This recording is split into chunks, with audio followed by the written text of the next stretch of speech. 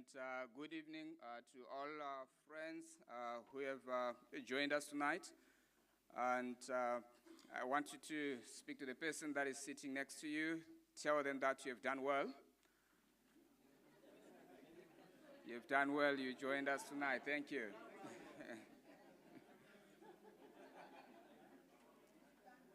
Okay. I am Professor Sheonesu Jo from the Faculty of Commerce, Administration, and Law in the Department of Economics. We really appreciate all the colleagues that have taken their time to be with us tonight. Please relax. This night is not a very formal night. It's a time where we want to get to share our experiences together, get to know each other for the sake of collaborations and every other expectation that one might be having as we meet new people or meet old friends who have come up with new ideas. So I want to thank you very much for setting out to join us tonight. We would like to acknowledge in our midst the presence of our DVC, Prof. Jaka, and also the presence of our faculty leadership, our Dean, Prof. Railing, and our Deputy Dean, Prof. Kasiram. And we also acknowledge the APSA team. Thank you very much for being with us for the whole day. We know some of you are busy people, but you have set apart this day to be with us since morning until now. We appreciate. Colleagues, tonight, as I'm saying, don't be too formal. If I'm looking too formal, please forgive me. But let's relax. Let's try to just flow with the night and get to enjoy whatever we're going through. I would not want to waste time tonight. We're going to have three speakers that are going to grace us, and want to give them enough time to do that, even as we are starting.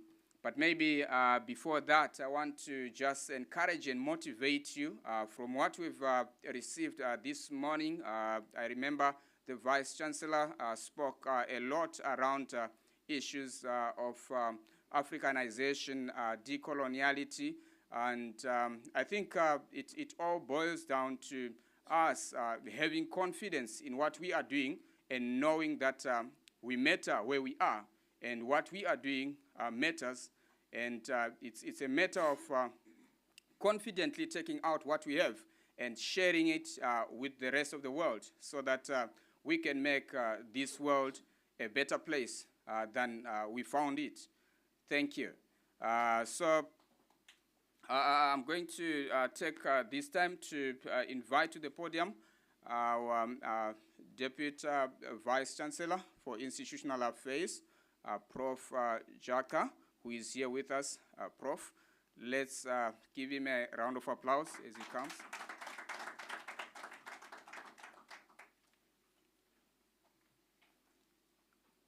Program Director, thank you very much for the opportunity. It is indeed my pleasure to be standing here to welcome all of you to this very important gala dinner.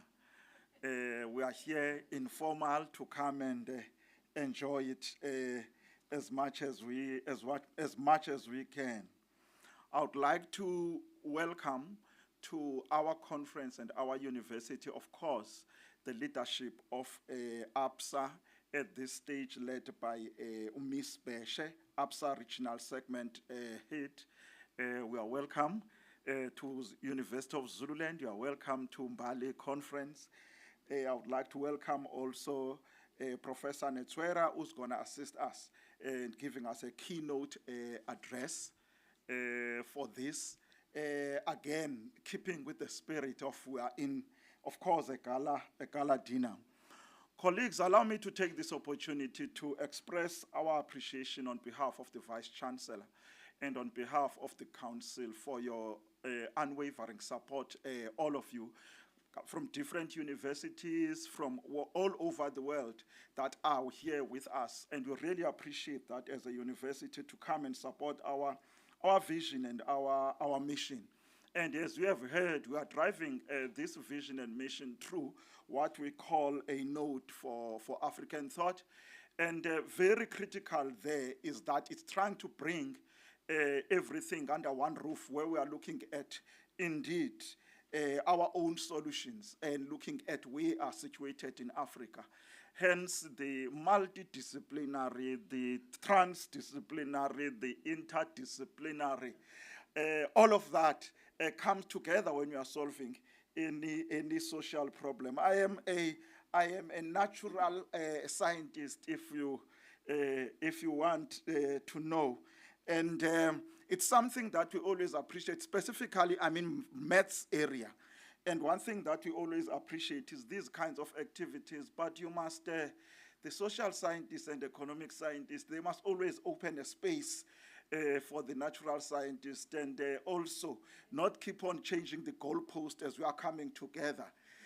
You see, when you sit there and say, I'm just a mathematician, I said, no, you see, when you're in social science or economic science, it's about correlations. So if you are talking about looking at two factors or number of factors, then the issue of correlations comes into play, and we become so excited. And when we begin to look at some form of data that is out there to make some form of contribution, and we end up coming up with solutions as well as conclusions, which are scary sometimes. For example, we all know that in 1981, Prince Charles got married. And in the same year, the Roman Catholic Church Pope died. And on that year, Liverpool won the European Cup. In 2005, Prince Charles got married. And in 2005, the Roman Catholic Church Pope died. And in that year, Liverpool won the European Cup. So in terms of correlation that you have been telling us, we said if Liverpool wants to win the European Cup, it must ask Charles to get married. And they can see what they can do with the Pope. Now, as soon as we say that, say, no, hang on, it's not all about correlation. There must also be a causality. There must be a cause between the factors. You cannot just say, okay, you are shifting the goalpost now, okay, let's go again and look for a data. In the 1960s, we know that a certain amount of eggs were laid by the chicken in South Africa. That was a certain amount in the 60s. And same time, we know there were a certain number of road accidents that we would see there. And over the last 60 years, there's been a significant increase on the number of eggs that are laid by chickens. And you have noticed also a significant number of increase on the road accident. And using our own correlations and formulas, we want to bring those together to look and say, no. We know social sciences, they are going to say there must be some form of a causality in between.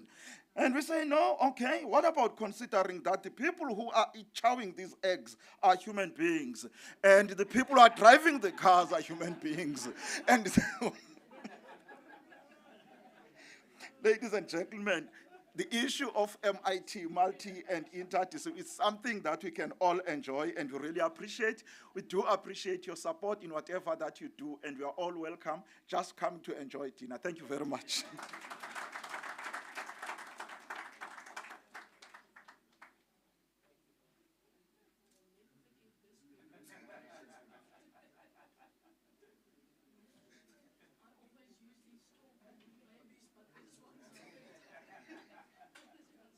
Thank you, Prof. And as an economist, I feel encouraged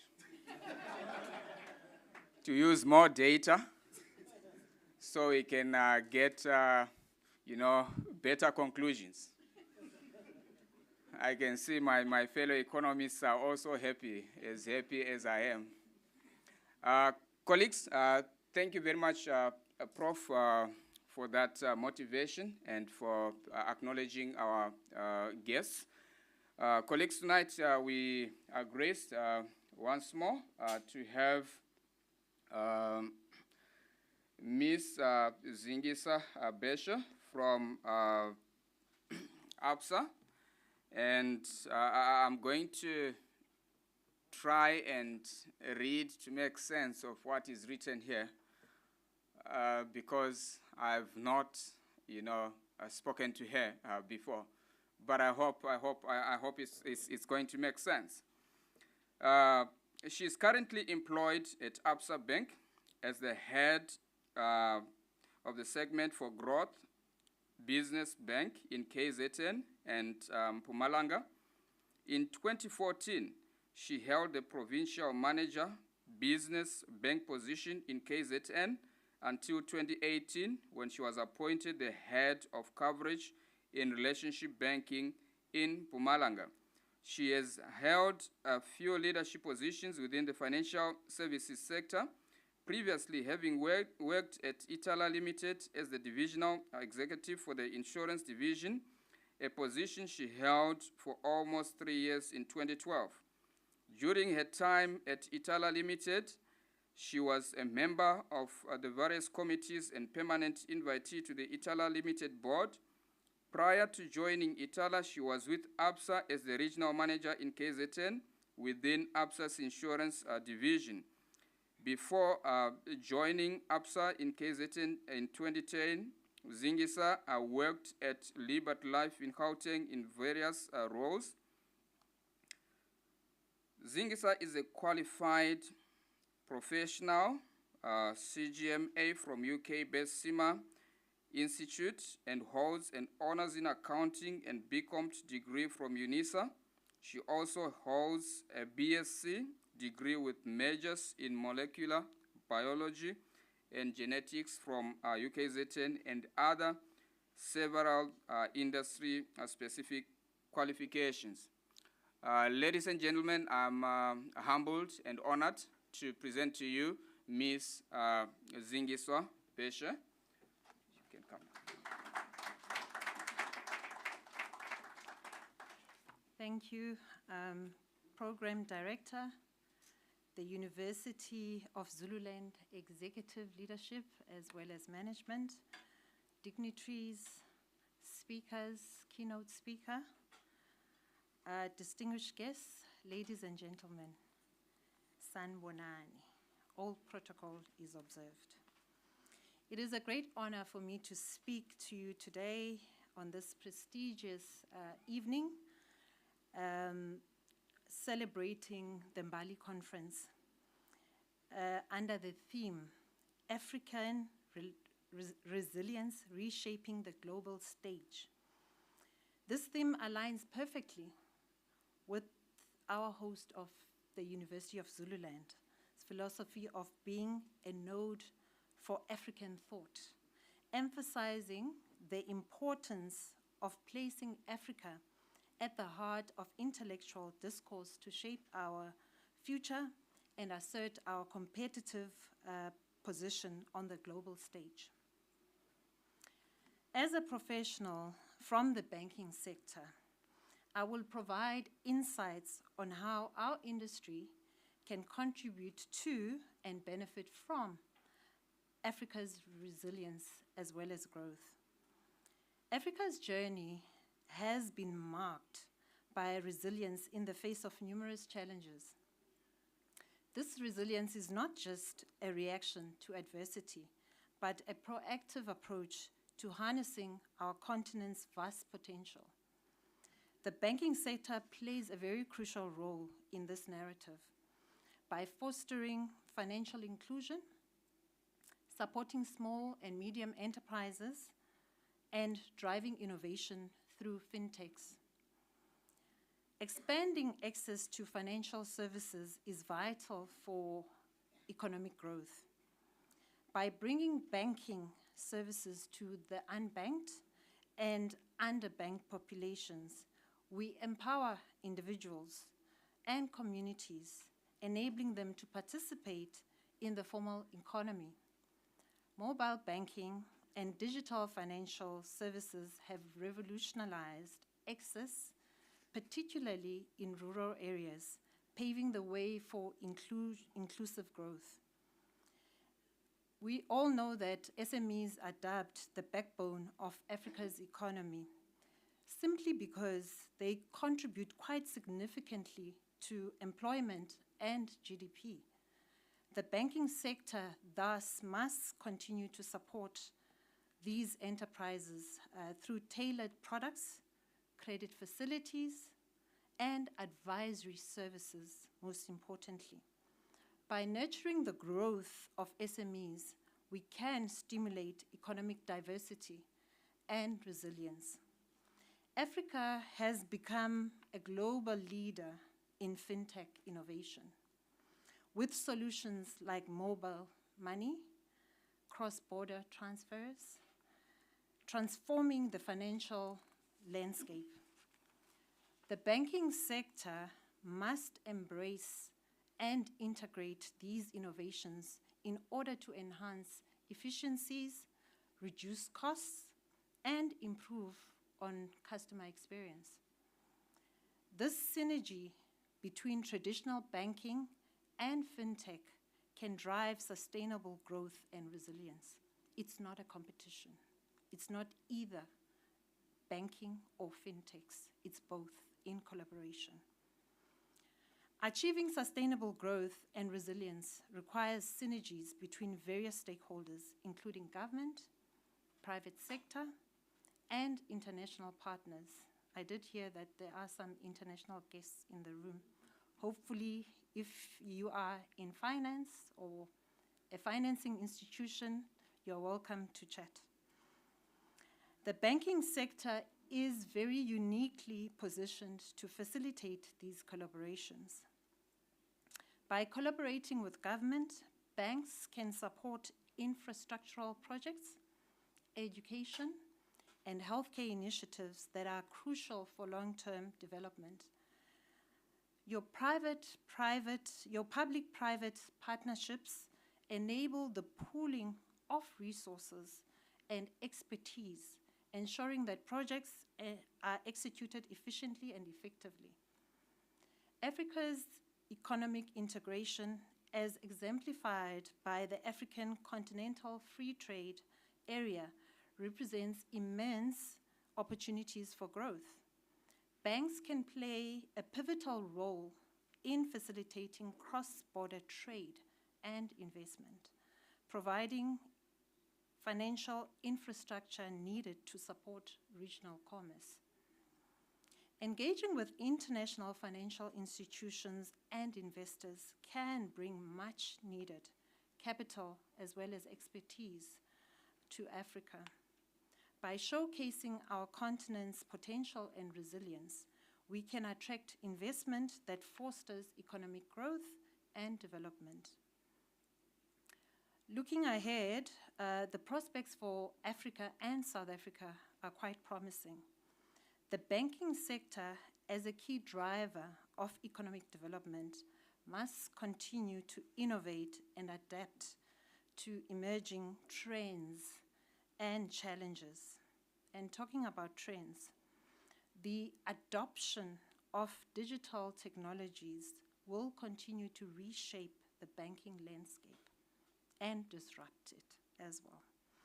Embracing artificial intelligence, blockchain, big data analytics can enhance operational efficiencies, risk management, and customer service, positioning Africa as a leader in digital banking. As the world grapples with climate change and environmental sustainability, the banking sector must champion green finance initiatives.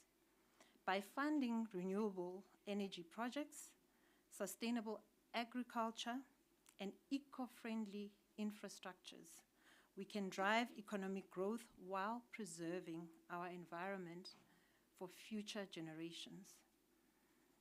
Africa's youth population is a significant asset. By investing in education, skills development, and entrepreneurship, we can harness the potential of our youth to drive innovation and economic growth. The banking sector can support this by providing financial literacy programs, startup financing, and mentorship opportunities. In conclusion, Africa's resilience is reshaping the global stage, presenting unparalleled opportunities for growth, synergy, and development.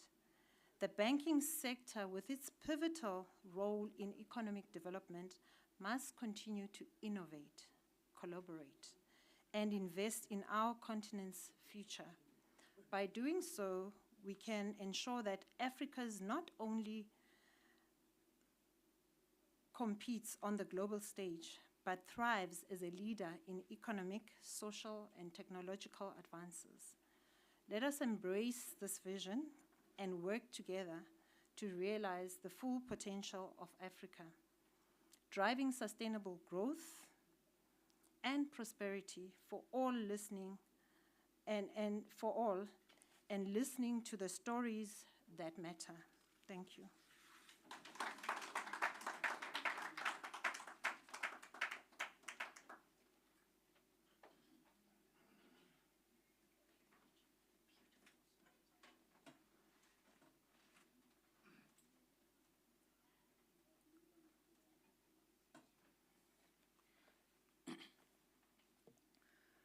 Thank you very much, Zingiswa. I think that was just in line with a lot of papers that were presented this afternoon. And I'm not sure, were you here in the afternoon?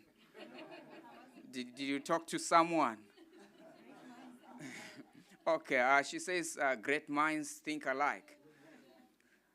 Thank you very much. I think we really appreciate and understand from what Mr. Mkize Faisal in the morning spoke about, referring to the relationship that is there between the university and APSA, and also from a number of papers that have been presented looking at SMEs and the problems with financing, financial solutions that are available, and how those problems could be tackled. I think it's really something that is pointing to a lot of interventions that could be done, especially using technology and technology-based solutions. So we appreciate and thank you very much for availing yourself to speak to us, and we really appreciate. Let's give you another round of applause.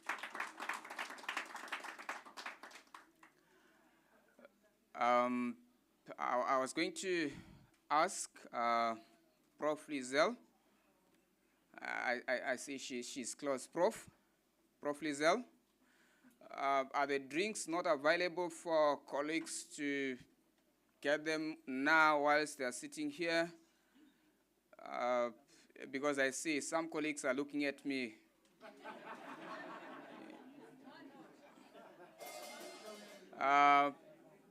Ladies and gentlemen, I see our partners from the hotel are available. Just raise up your hand. I think they're going to serve you. Or would you want people to walk outside? But I think if they can be served while they're sitting, we can continue with the program as well. Thank you, Prof. Thank you very much. Thank you very much. We have a token of appreciation for you, ma'am. You can.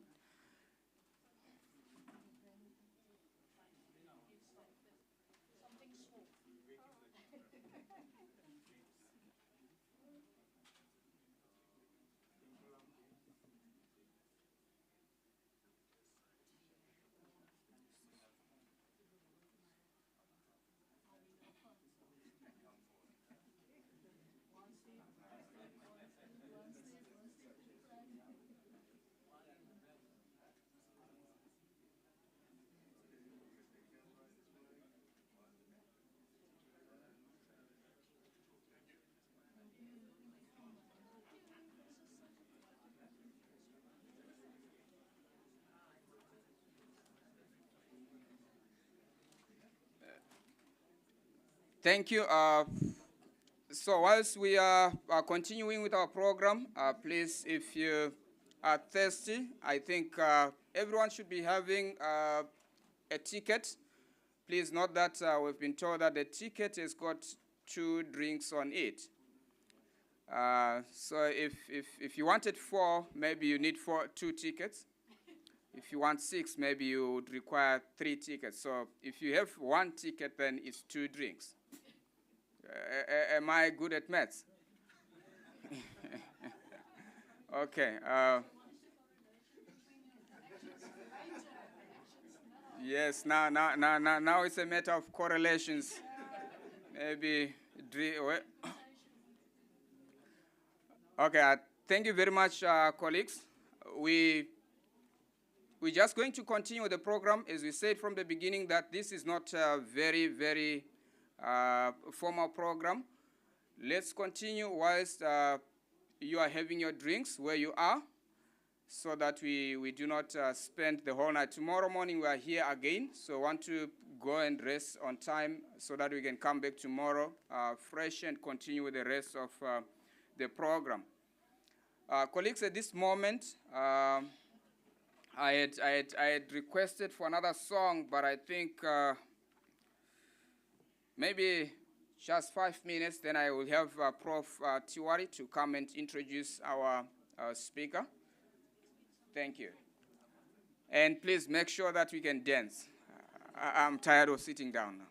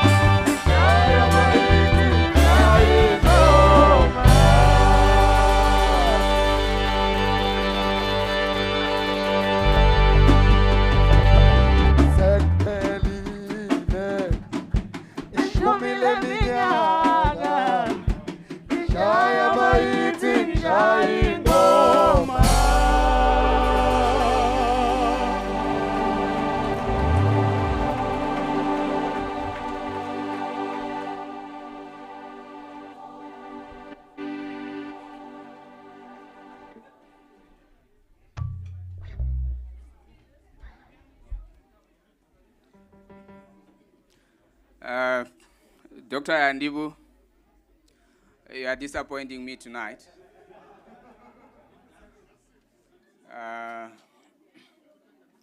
We know you for dancing. Yes, no, Prof is preparing. I think soon is coming up. Thank you very much, colleagues. Let's maybe continue with our program. I'm going to call upon Professor Tewari. I'm not sure whether to call him our father of the faculty or our grandfather of the faculty. But most of us, we can relate to, the very deep insights that Prof always brings, whether it's in our meetings or it's in the conferences, or, when you need your own help with your own research and everything. I think we can see that there is wisdom in gray hair. And thank you very much, Prof. It is my pleasure to call upon you to come and introduce our guest speaker. Thank you.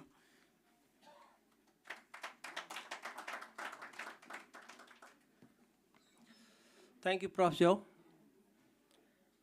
Good evening, colleagues, friends, ladies and gentlemen. It's a great pleasure for me today to introduce Professor Fulu Netswara. Interesting thing about Prof. Netswara is he was headhunted to establish DUT Business School, and which became functional in 2021. Currently heads the BRICS Research Institute, which he established at DUT 2022.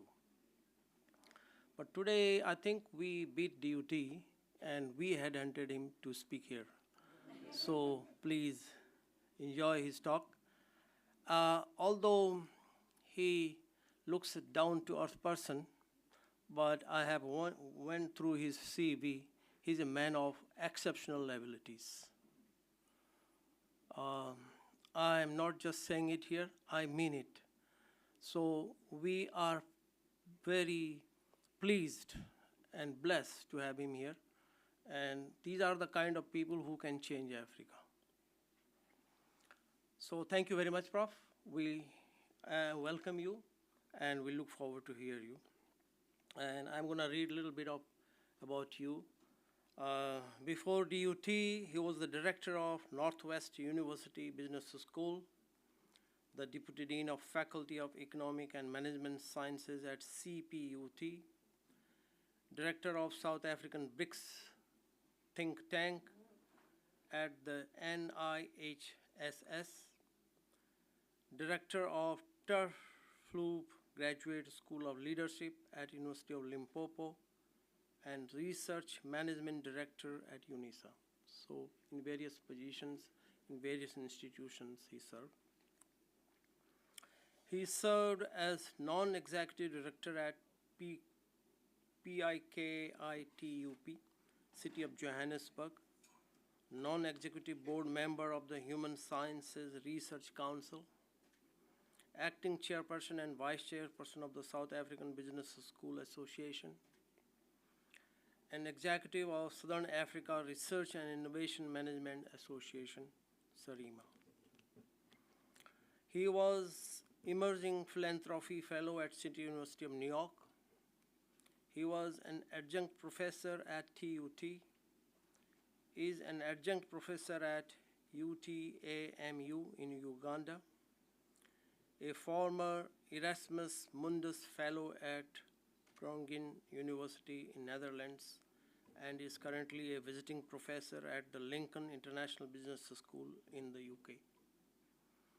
Please excuse me for my Dutch pronunciation is not very good, so I may not have pronounced this name of the university properly.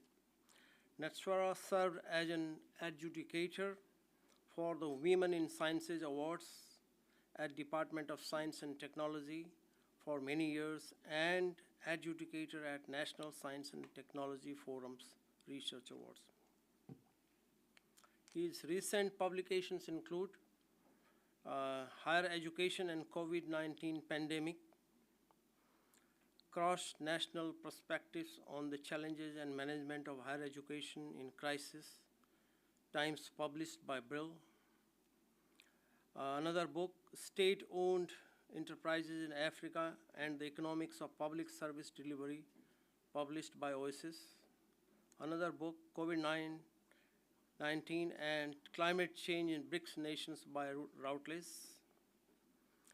Another book, Entrepreneurship in the BRICS Economic Development and Growth in the Post-Pandemic Era by Routledge. And the last, another one, Innovation and Development of Agricultural Systems by Palgrave Macmillan. So a variety of experiences from agriculture, higher education, and the books published by very highly esteemed publishers such as Routledge. Today we look forward to hear from you and see your specialty, particularly about BRICS, and which is many people are talking about de-dollarization, all kinds of things, and maybe it will change the geopolitics. Prof. Pume may be here who may be very interested about it. So thank you very much. I welcome you, please. Thank you.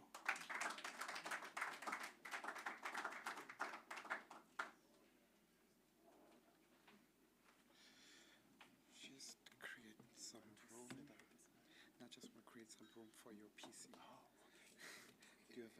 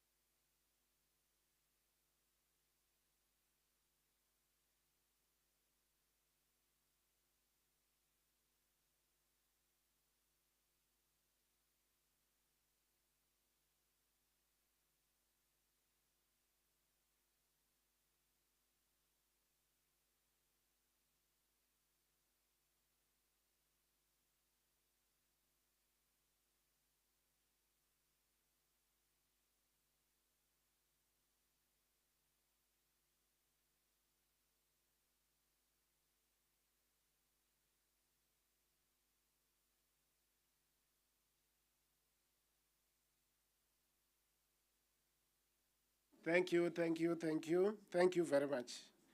Let me start by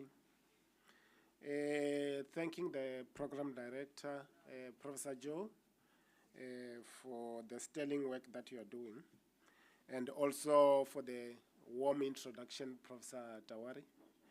And of course, I observe the executive management present here, and those not here, Professor Jaka, the DVC, and Professor Khireleng, the Dean of the faculty, and of course the APSA representative, Ms. Zingisa Shebe. Thank you for gracing us and for sharing your insights regarding the role of the bank and the finance sector in particular. So I'm honored to be invited to talk here today. I was invited to talk last year. I couldn't make it. I think I had something going at the same time. And this year I said I'm going to make it possible, even if I must talk in the evening. So, so I'm happy to be here to talk to you and to talk to the delegates. I see a representation from as far as UWC, and I heard the University of Limpopo is also here, some people from Asia as well. So this is becoming indeed a truly international conference, and we really appreciate that. I know that DUT supports this conference to the hilt.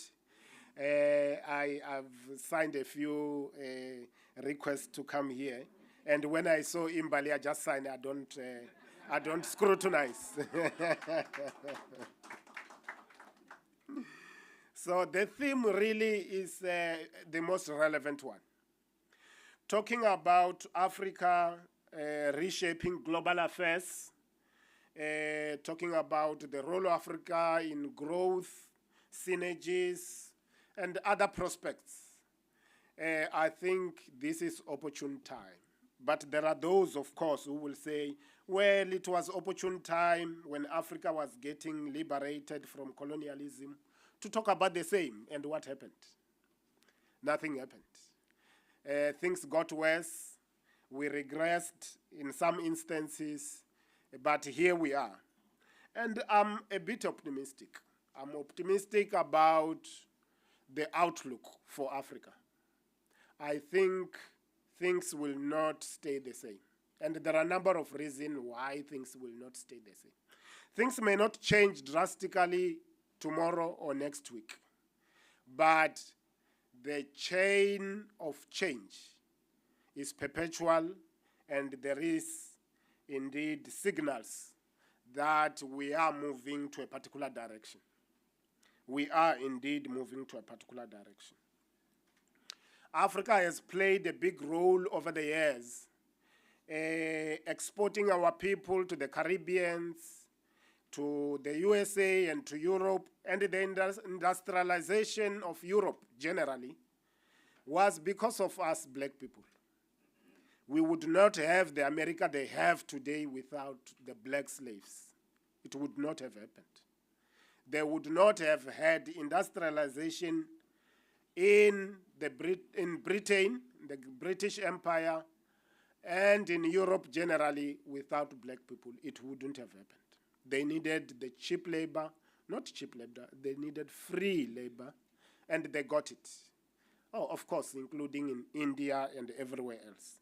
All the countries of the global south have contributed significantly to the development of the countries of the north. Now, Africa is, I want to believe strongly that Africa is waking up, and we are getting very progressive individuals, very progressive leaders, but the realignment, global realignment indeed currently is at a stage where the global north is completely losing. It's losing its power. It's losing its grip. Now I wanted to show you this. Over the past so many decades, Europe and America have dominated the economy, without any doubt. They were the biggest economies of the world. France, Germany, Britain, and the USA. Biggest economies. Combined, at one stage, they accounted for nearly 70% of global GDP in history. Because all of our GDP here were their GDP in any case. Today, as we speak, and this graph here does show, you will see that BRICS alone, and we are not talking global south, we are talking BRICS alone, is bigger than the G7. BRICS alone. You would have seen recently a lot of European presidents traveling all the way to the east. I don't know if you observe these things. Eh? Historically, it was African presidents traveling to France, traveling to Britain and the US. Very recently, the president of France to China, the president of Germany to China, the president of Italy to China. I don't know if you have noticed this. You must observe these things. They are very significant. They mean a lot. They do not travel to countries where they do not derive any benefits. They travel and they go cap in hand because they know. Today we say if China sneezes, the whole of the world catches flu, not the swine flu. So these are very significant developments that are happening throughout the world. You would have seen in West Africa something is developing. Francophone Africa has never been liberated. Not that we are liberated. we may be better off. I think direct rule and the methodology of direct rule and total assimilation by the French in Francophone Africa has a lot to do about it. Francophone Africa deposits 500 billion annually with the Paris Reserve Bank. 500 billion. If they want to use that money, they must go and ask Paris for their money. They must write a big proposal, which can be rejected. They cannot construct their road, their clinics, their hospitals, and pipe the water. They must go to Paris and say, can we please use our money? And Paris will say, well, we don't think you can manage it. You are corrupt, you don't know how to manage money. We will, out of the 100 million you want, we were going to give you 2 million. It's their money.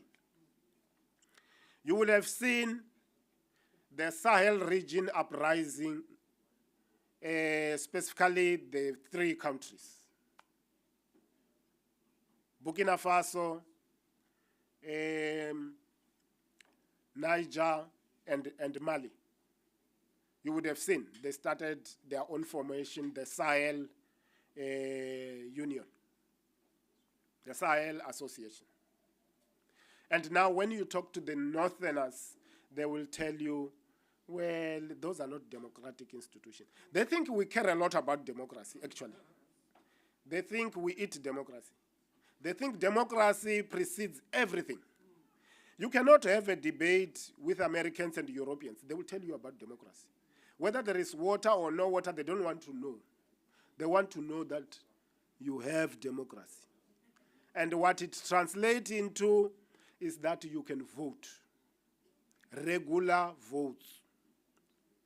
If you can vote regularly, you are a very good state. If you can't vote, well, there is a problem with you. Although the very same countries, the US in particular, it's no longer a democracy. It stopped being a democracy a long time ago.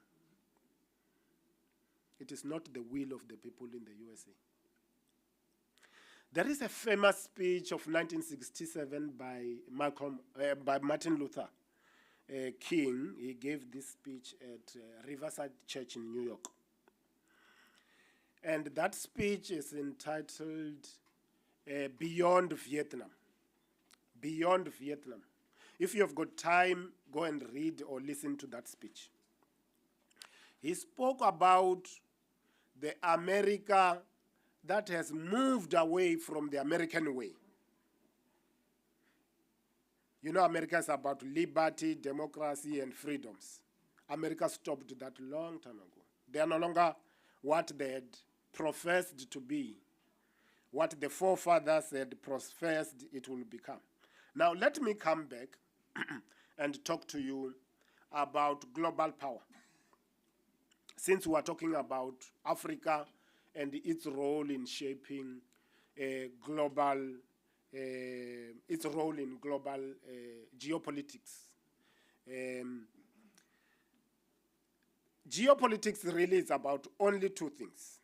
It comes down to only two things. It's about power,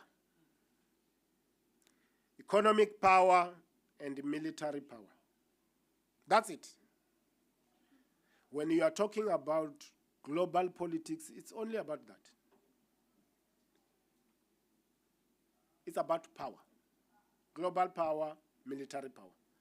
It is undisputed now that since 1990, the USA has been the only power in the world. 1990, when the USSR fell, the demolition of the Berlin Wall, America became the sole power, the only power. That's why we speak unilateralism. But recently, and since 2016, China has become a contesting global power, a serious one. 2016, by purchasing power parity, China became the biggest economy in the world. 2016. China had reserves of 5 trillion that it didn't know what to do with. $5 trillion. It is the only country that had so much reserves in history. $5 trillion of reserves. And Xi Jinping decided, I'm going to connect China with all the countries of the world and build the Belt and Road program. It's the biggest project in the world. To connect by road, by sea, and by air, China to all these countries. China is currently everywhere. Everywhere. They discuss, the biggest topic in the US Assembly these days is China. That's the biggest topic. They fear China, but they feared China for a very long time. They feared China when it was still weak. Before 1977. China only rose in 1977. They feared China because they knew the potential it had. China, as much as Russia, have supported Africa in liberation movements. Is the quest for liberation of our states. They've supported us through and through. All of these ANC people were in Moscow during the days.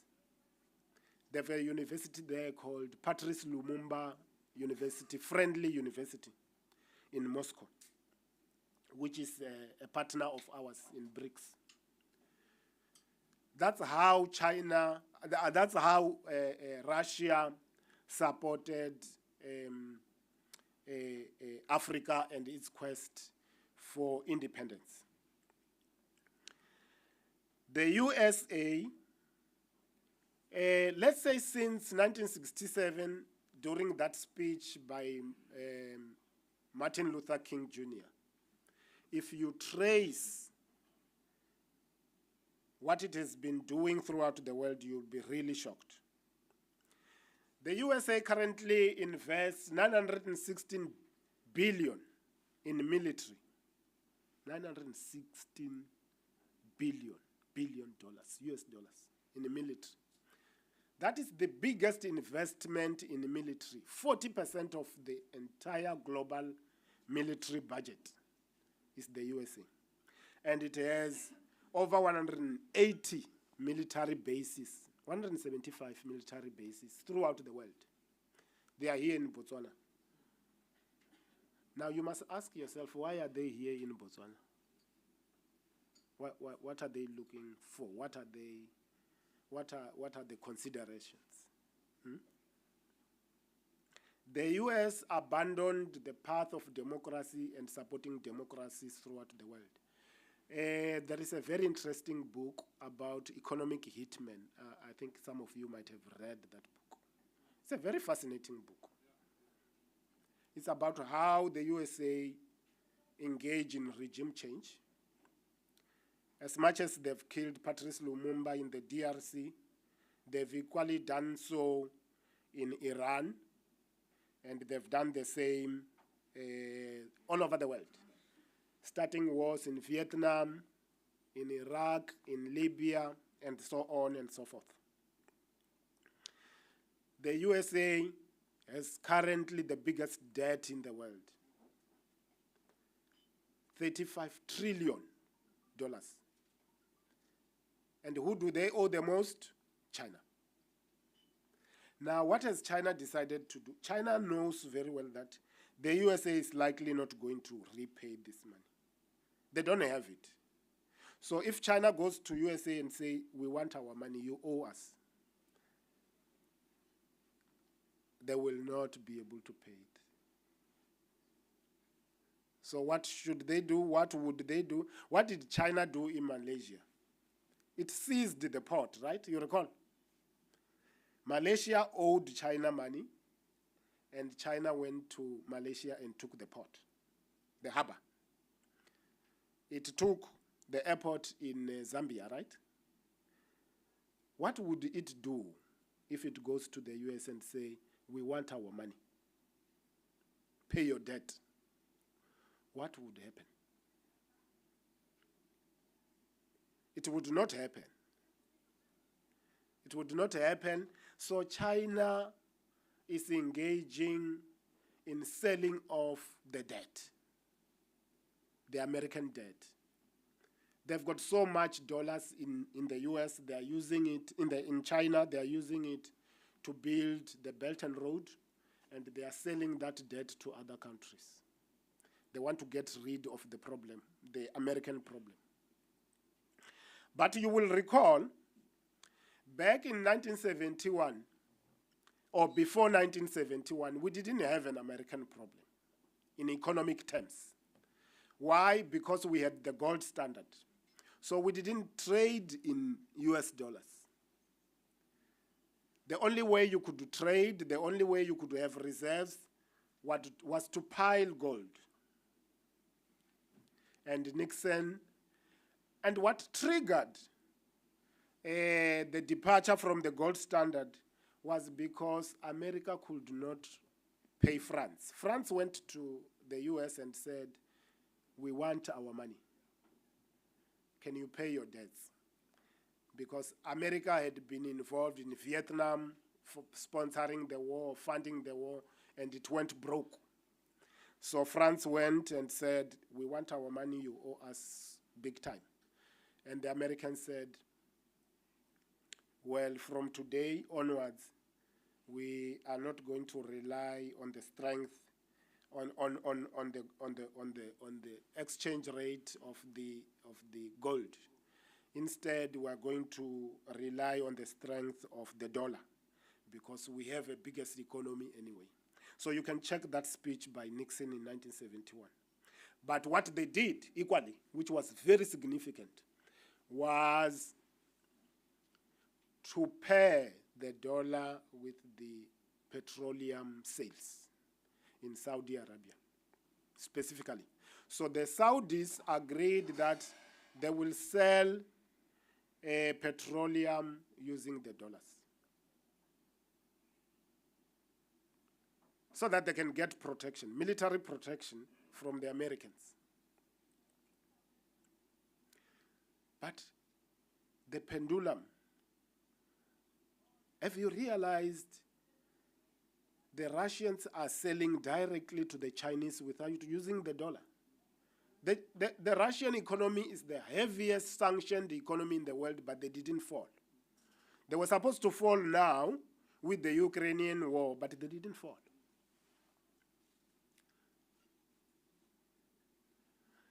The Indians are selling oil from Russia to Europe because Europe cannot buy directly. They are sanctioning Russia, but the Russian oil is coming to India and it's going back. India is killing it. India is making a lot of money. We could be on the same bandwagon, and I wonder why we don't do that. South Africa buys petroleum through third parties. I've never seen anything like this in the world. We can go to Putin today and say, we want so many barrels of oil every day, and we can get that at cost. Actually, we promised at cost. But we don't do it. We buy through third parties. Our petroleum is extremely expensive here. Another very interesting, by the way,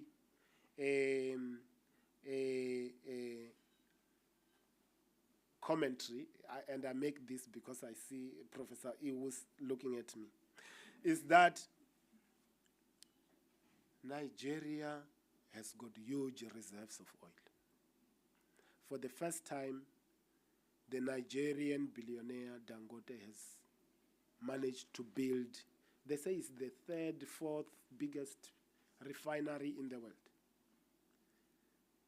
But look what happens.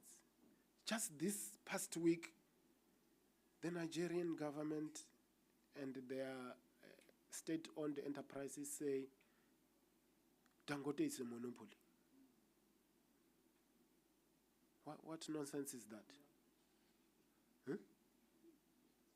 What's wrong with that? We have monopolies all over the world. What's wrong with a home monopoly, your homegrown monopoly? What's wrong with it? Besides, you can buy a stake as government in the firm if you wanted. But we need energy security in the continent. We need that. We seriously need energy security in this continent. And I think South Africa has the potential to become energy self-sufficient. This continent has got the potential. You know, we've got 65% arable land in the world. It's here in the continent. And we are the biggest importers of food currently. The biggest. You remember a few of our presidents went begging for grain there in Russia during the start of the Ukrainian war, where that young man from Burkina Faso spoke, and he said, this is embarrassing. You remember? That was, I think, last year. This continent can feed the entire world. We can feed the world agriculturally, but we can equally support the world with our own minerals, which we currently do, by the way. Without the DRC, you would not have these cellular phones that you are operating today. Because the cobalt that is charging these phones, it's coming from there. The batteries of your electric cars is coming from the DRC, yet the resource curse theory applies when it comes to Africa. What is it that we are not doing right and correctly as a continent? We really need to talk about these issues. We need to think hard about these issues. And we need to reverse how we function and operate, because we've been puppet mastered for a very, very, very, very, very long time. And it is time that it stops. I don't know if some of you have seen this young man in Burkina Faso, and I'm following him very much. Maybe I should go and visit him. Has decided he wants a nuclear power station there. I'm very sure that France and US are not happy at all. Actually, they've attempted to kill him how many times now? Not less than 5 times. They've tried to kill him. They kill. They don't play. They are very serious. When they are friends with you, your people must be very worried. Because it means that the interest of your people comes second or last. Now, as I was saying, after the, and I'm really just juggling the cards here, colleagues, and just to give you an appetizer of some sort. After World War II, of course, Germany owed the West a lot of money. A lot of money. It was asked to pay reparations for the war. It was asked to pay reparations for World War I anyway, which it could not pay, and it got bankrupt, and Hitler, it produced Hitler because Hitler said, no, we are being punished way too unfairly. The problem of Hitler was the punishment of World War I and the sanctions that came thereafter. And after World War II, they sat down and they said, let us not repeat the same mistake. They went to a farm here in Cleveland called Bretton Woods, and they decided, let's form institutions to finance the debt. Because who was owed the most? It was the USA. So they established the World Bank and the IMF, the biggest global institution, multilateral institutions. And what those institutions have done to the global south is really shocking. It's extremely shocking. You must read what structural adjustment has done to Africa and to Southeast Asia. The economy of Zambia, the economy of Tanzania, Kenya, all of these economies, they know the World Bank and the IMF. You see those protests in Nairobi that were happening yesterday. They are about the IMF. When the IMF comes here and they say, we want to loan you money, your people should be very scared. Because since the Washington Consensus, you will recall the Washington Consensus, what they agreed, and these are the conditions for granting you loans. And who grant loans? You must check who own because there are shareholders, right? Check who are the shareholders of the World Bank and the IMF. Check that. It will help you a great deal. When they grant you big loans, the intention is to make sure that you remain perpetually in debt. That's the idea. I won't say the same about the bank.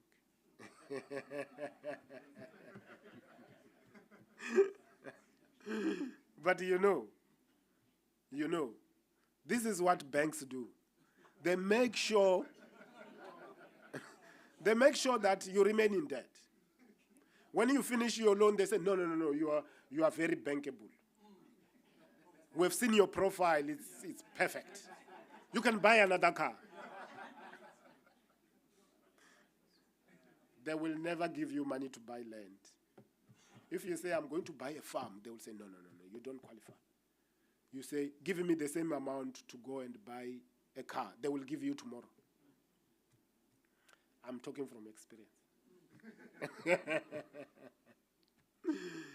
I'm talking from experience. So, when they sat in Washington and they developed what they call is the Washington Consensus, they changed global economics. They said we want lean governments throughout the world. In other words, you don't have a bloated government, a big government with big parastatals like ESCOM, Sasol, Transnet. Sell these assets. Give them to the corporate sector. Sell them away. We want lean government. We want privatization. We want you to deregulate the economy. Deregularization. And we want trade liberalization. That's very dangerous for a small country. You know that we used to have a very, very big clothing industry in South Africa. When I was a student at UWC, there in Paro, there used to be a lot of firms. We would go there to buy shoes, clothes. They've all been closed. Here in Durban, I know a lot of people even from Limpopo used to come with buses to come and buy here clothes and even sell. Those firms have all closed, all of them. Why? Trade liberalization. Is trade liberalization good? It is good for big muscle. It's very bad when you are vulnerable. Extremely bad. Extremely, it can kill you. You can become a consumer overnight and not a producer. They said you must become, and this is the Washington Consensus, you must become open to foreign direct investment, FDI. So when they come here and they say we want to structure, they will not give you a loan unless they come and structure your economy. They will bring advisors, big advisors from Harvard and MIT. They will come and sit with you. You remember we had an RDP policy, Reconstruction and Development, after Nelson Mandela took over government. It was a socialist program. And then the guys from Harvard University came and they sat down with Thabo Mbeki. They spoke very nice English. And they said, this RDP, it's not going to take you anywhere. You must grow and redistribute. You must sell these assets. They produce what they call gear. They sold those assets. They sold all of them. South Africa today has got the biggest unemployment rate in the world. In the world. South Africa has the biggest youth unemployment in the world.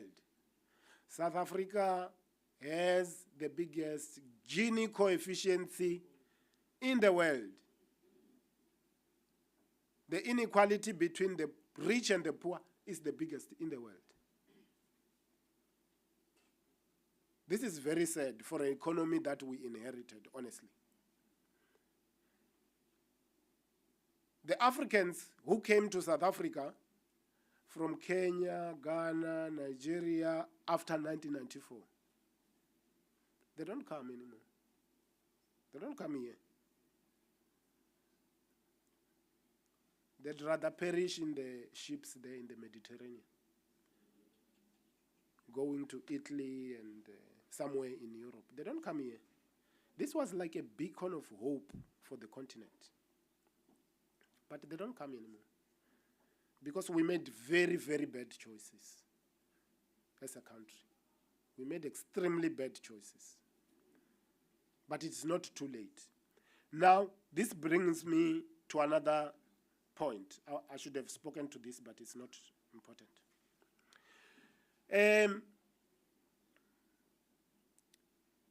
The establishment of BRICS is a game changer as far as I'm concerned. It is a game changer.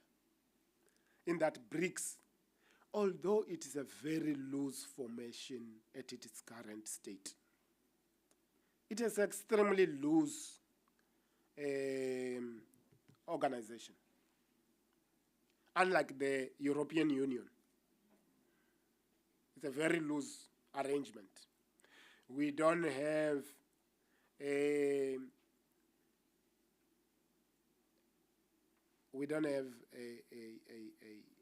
trading currency. There are a lot of talks, of course. We don't have trading instruments. The only biggest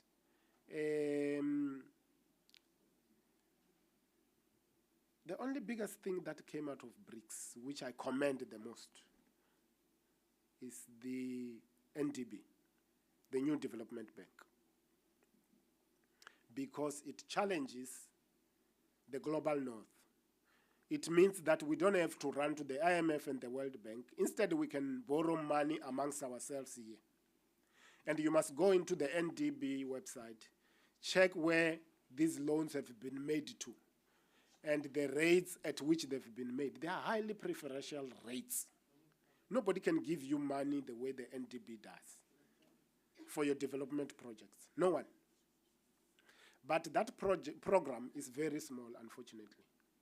It's extremely small. We need to grow the NDB.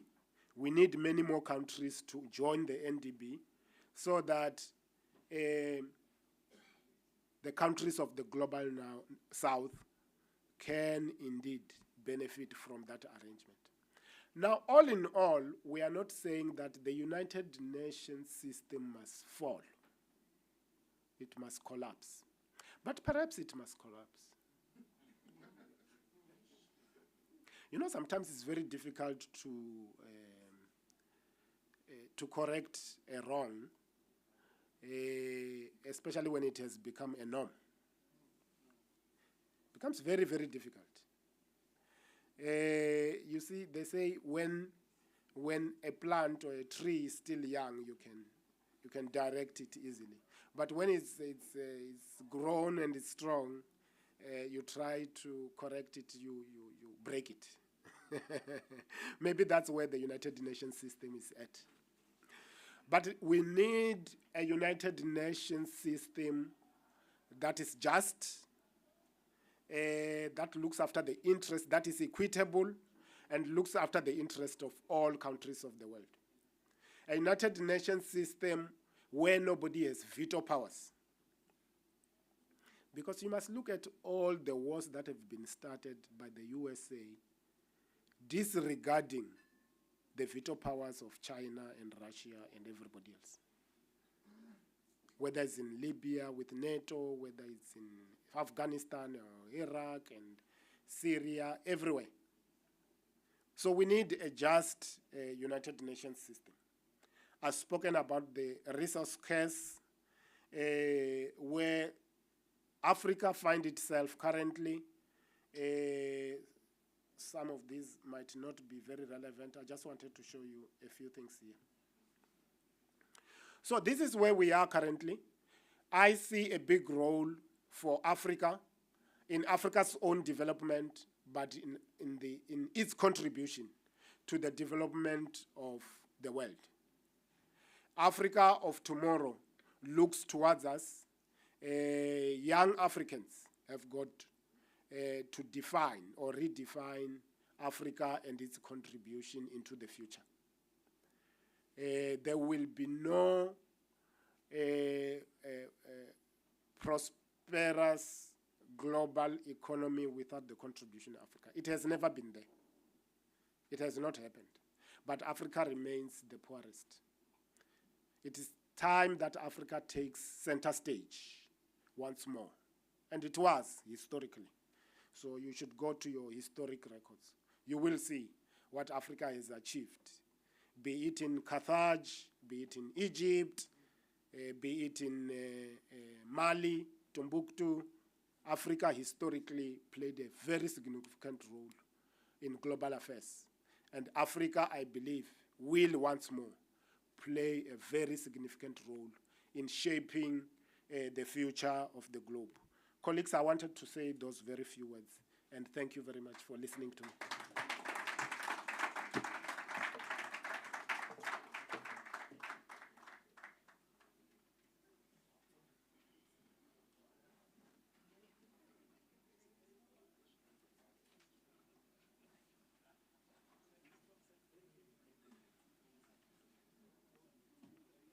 Prof, I'm kindly asking you to, and in the kind of appreciation. Okay, you have one from her. Okay.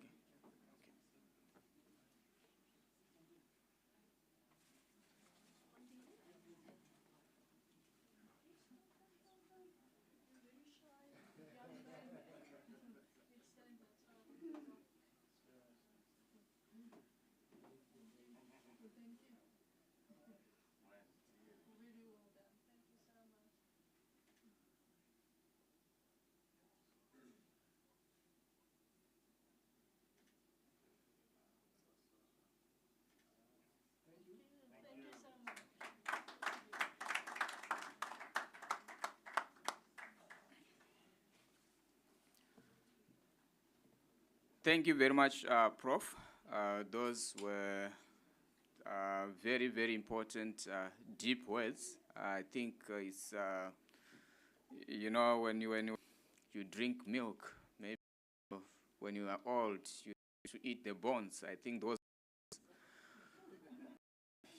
you spoke very well, and you were very articulate in an area that is not very, you know, very familiar, and also, you know, it's some of these issues very sensitive to talk about. If we are going to win, if we are going to move forward as a continent, I think issues that needs to be point. So, thank you very much. It's the same we highlighted earlier in the morning and also by some of the day. And yeah, there is a lot of work in Africa.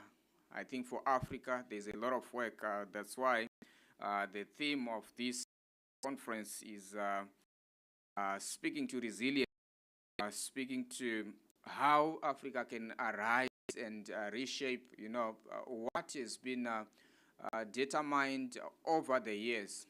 It's like we are just for being somewhere there, they somewhere there, and people in other they might not be very serious with us. Why? Because of what Prof was saying, some of the decisions that we make, it's important, you know, go to any table